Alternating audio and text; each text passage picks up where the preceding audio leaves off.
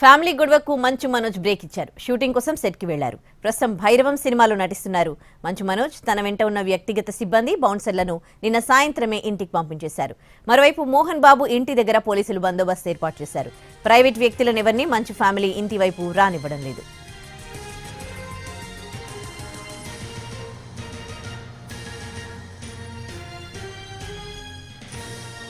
Manchu Manoj family గొడవకు break ఇచ్చారు. Shooting కోసం సెట్ కి వెళ్లారు. మంచు మనోజ్ ప్రస్తుతం భైరవం సినిమాలో నటిస్తున్నాడు.